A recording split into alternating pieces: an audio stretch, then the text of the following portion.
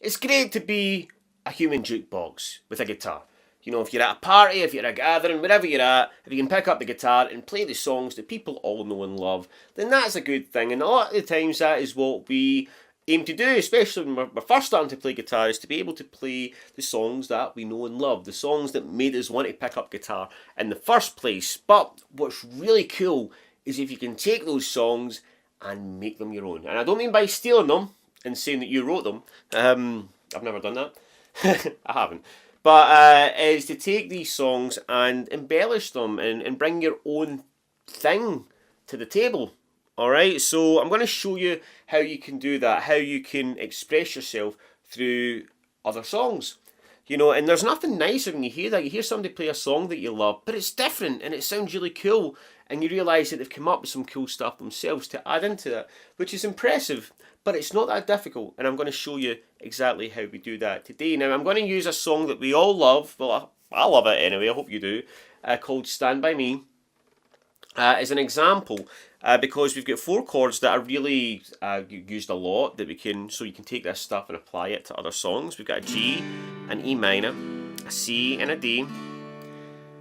And I'm going to show you lots of different things that we can do in each chord to embellish it, add in some fills, some licks, some melodies that will make it sound different every single time you play it.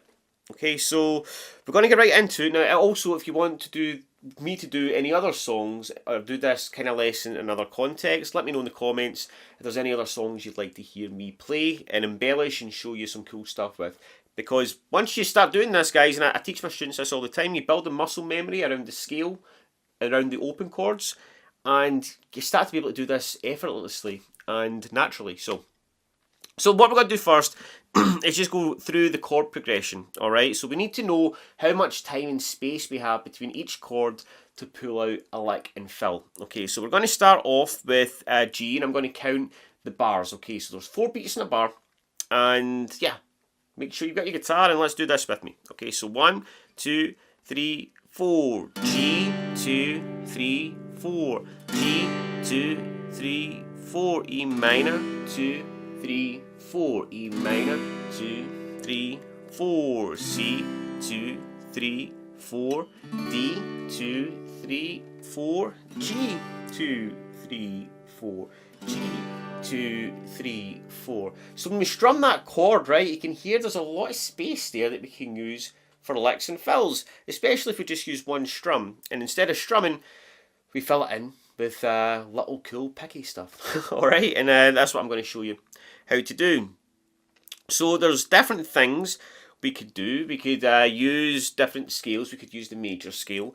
But to keep it simple, I'm going to show you my go-to pentatonic shape that I would use for this. So I'm going to be using G major pentatonic, and I'm going to use this particular run here. Okay, so we're going to start here on the low E. We're going to go 0, 3, 0, 2, 0, 2, 0, 2, 4, 3, 5, 3, 5. So I didn't use like the whole pentatonic going up and down this way vertically, because I generally use the notes that are accessible for my fingers around each chord. So that'll make sense in a minute. So just go through this with me. I want us to climb up and down the scale. So we're going to go 0, 3, 0, 2, 0, 2, 0, 2, 4, 3, 5, 3, 5, and then back again.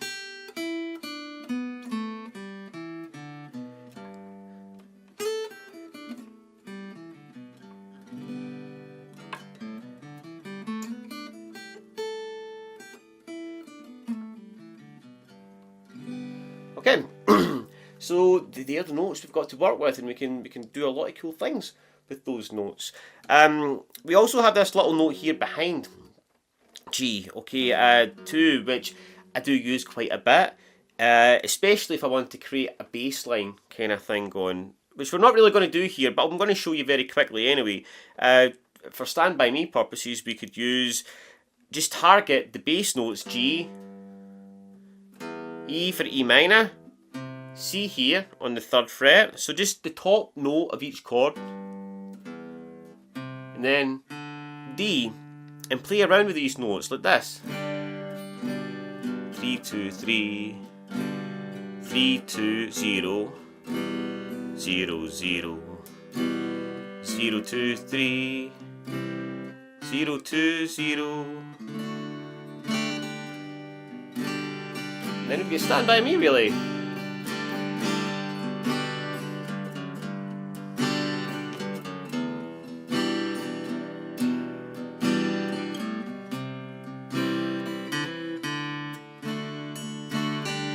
Alright, but that's not what we're doing, it's just an idea, and you can implement that into the song as well. But what I really want to be doing is showing you the different notes that we have around each chord. So we're going to kick it off with the daddy of all licks, one that we need to address if we're in the key of G, that gets played all the time by me and pretty much every band on the planet, and it goes like this.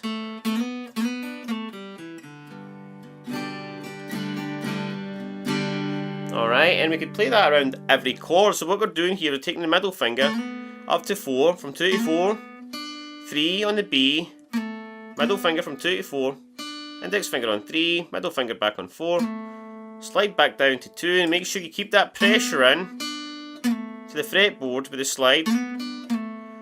Open, 2, open on the D, and then on the G, right?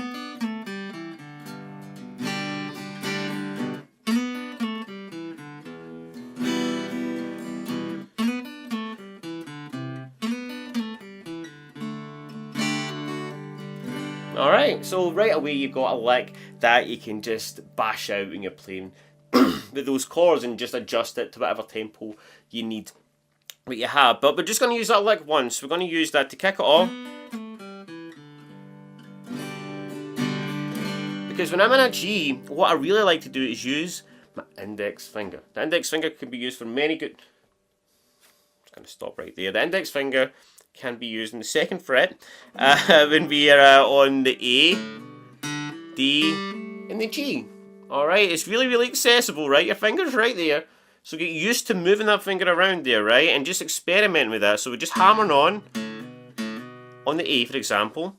Hammer on the D and the G. And then what else you can do is you can start to hit the notes underneath it. And it gives you this little double stop kind of thing going on, right? Where you're getting 2 strings and getting a really beefier sound. And a kind of cool thing that I like to do, this is one of my favourite moves, is if I hammer on 2 in the A, and then I get the D, but I also get the G, then open again, and then back to 2. Start again. Then in E minor.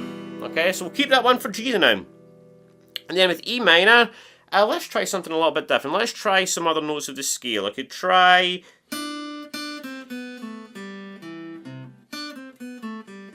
It's a little bit fast, right? But let's try and go with it, right? We're getting 3, 1, open. And I'm taking this kind of note from the major scale, so I'm cheating a little bit, right? But this is the C note, which is lovely to play when we're getting into a C.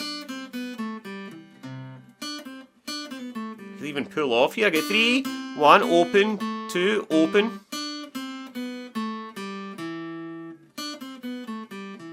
And then what I love to do, what you really want to think about is strategically getting into the next chord. So if I land here with my middle finger, it allows me to go in to C very easily. I could pull off as well.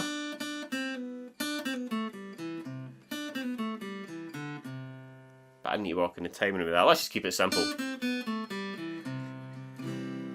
So far we've got this.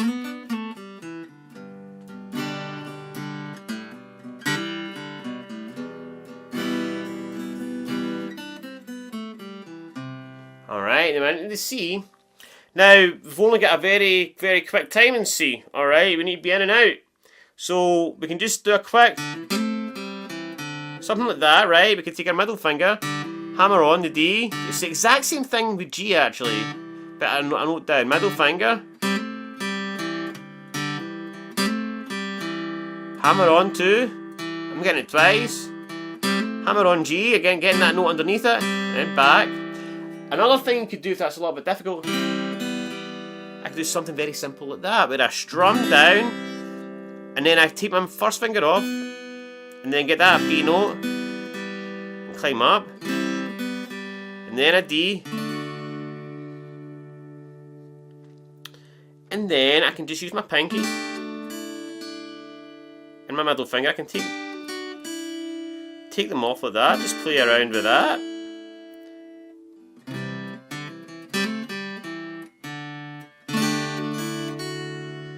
And then G. And then start it again, like this.